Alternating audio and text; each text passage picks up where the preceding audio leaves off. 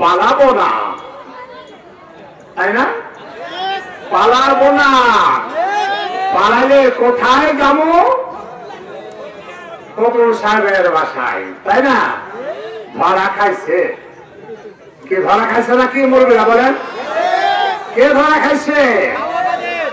হাসিনা কোথায় গেছে? কি বলেন? অনেকদিন অপেক্ষা করছিল কখন স্বামীর বাড়িতে যাব, অনেকদিন অপেক্ষা করছিল কখন সারা বাংলাদেশে লক্ষ লক্ষ মানুষকে হত্যা করে মা বোনের চোখে লুণ্ঠন করে ওই শ্রীমতী শেখ হাসিনা দেবী ভারতের কাছে দিয়ে স্বামীর সংসার করবে, সেই জন্য সে বাংলাদেশ থেকে কোথায় গেছে? পালিয়ে গেছে না?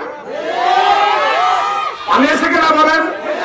আর এই এলাকার যে সমস্ত আওয়ামী ভাইরা আছেন, আপনাদের অনুরোধ করছি ভাইরা, আপনারা 1 মণ গাভীর দুধ নেন, দুধ দিয়ে গোসল করে পাপ পবিত্র হন।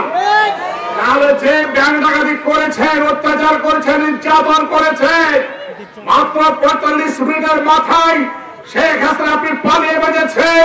আর এই এলাকার আওয়ামী ভাইদের অনুরোধ করছি, আপনারা নাক ছাড় দিয়ে তওবা করে আওয়ামী লীগ পরিত্যাগ করে ক্ষমা চেয়ে সাধারণ মানুষের কাছে আসেন, নইলে আপনাদের জাতীয় সমালোচনা করবে। বন্ধুরা, 17 বছর অনেক অত্যাচার সহ্য করেছি, এলাকার অনেক মানুষ গাবি মামলায় পড়ে জেলখানায় ঢুকে জীবন যাপন করেছে, অনেক মায়ের কোল খালি হয়েছে, আইনাই ঘরে অনেক ভাইদের অত্যাচার নির্যাতন করেছে।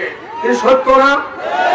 এলাকার মানুষ আন্দোলনে রক্ত দিয়েছে, এলাকার জনগণ সরাসরি খুনি হাসিনা যেন বাংলাদেশ থেকে পালিয়ে যায় তার জন্য দোয়া করেছিল। বন্ধুরা আমার, আমরা দেখলাম না ওই কি কাদের যেন আরে কথা বলেন না বলবেন, কাওয়া কাদের কোথায় কোথায় আছে জানেন?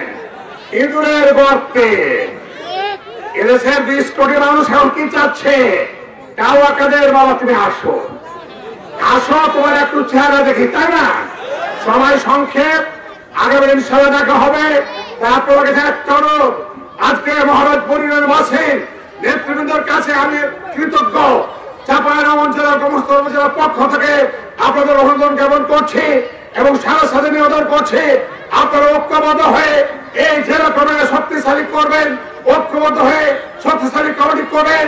ইনশাআল্লাহ এই মহারাজপুরের মাটি বিএনপির ঘাঁটি হিসাবে পরিচিত লাভ করবে। এই আহ্বান বাংলাদেশ জিন্দাবাদ, বিএনপি জিন্দাবাদ। আসসালামু আলাইকুম।